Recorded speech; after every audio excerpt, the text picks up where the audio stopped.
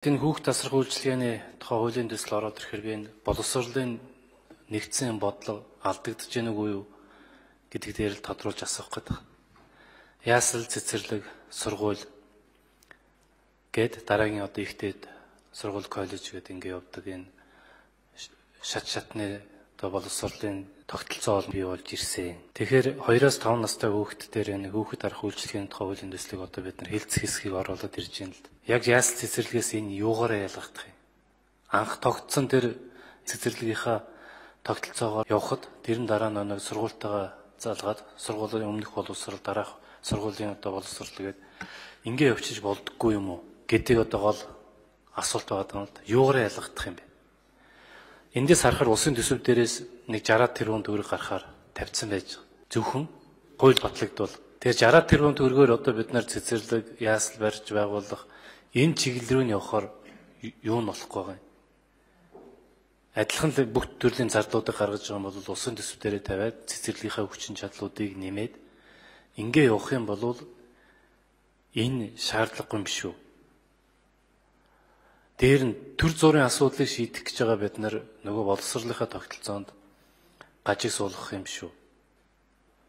Энэ дээр энэ хууль санаачлагч олон талаас нь харсан уу? Бид нар ямар нэгэн зүйлийг шинээр хийх гэж оролдоод хуучныгаа үүсгээл яваад байхад олон төрлийн алдаа гараад байна шүү дээ. Дундын ийм хөлбөр оруулж ирж байгаа нь боловсролынхаа бодлоготойгоо хэр нийцэж байгаа юм бол. Сая 2015 оны төсөв батлагтаа хувийн ерөнхий боловсролын сургуулиудын хувийн сургуулиуд хувьсгал зардлаар санхүүждгийг яг эсрэг санал бид нар гаргаад дэмжиж явьсан шүү дээ. 2-5 настай хүүхдээр одоо хувийн хэмжээ төр хоёрын хоорондын хамтын ажиллагааг сайжруулахын тулд үнийг дэмжинэ гэдэг. Ерөнхий боловсрол дээр болохоор түрүүн огцордог засгийн газар бол санал оруулж ирээд үүнийг нь баг 1-2 хүний саналын зөрүүтэй дэмжиж явьсан. Тэр ерөнхий боловсролын сургууль дээр болохоор нэг сурагч доногдох хувьсгал зардлаар санхүүжилдэг механизмыг хаач хайчаад одоо сургуулийн өмнөх боловсрол буюу одоо энэ хүүхд харах үйлчилгээтэй холбоотой болохоор нэг хүүхдээр хувьсгал зардлын өгнөөгөд ороод ирэхээр манай их хурл өөрөө зөрчилдөөнтэй байр суурь гаргаж ирээд байна шүү дээ.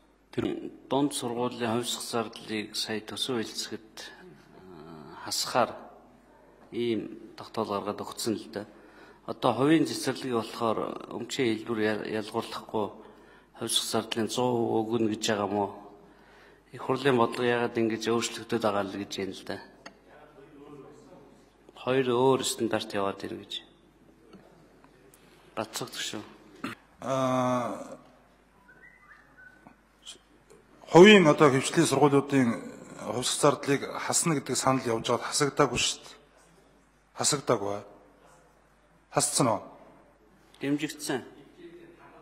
Хэмжээтэй нь харгалзуулан тогтоох эрхийн засгийн газар төгссөн байна.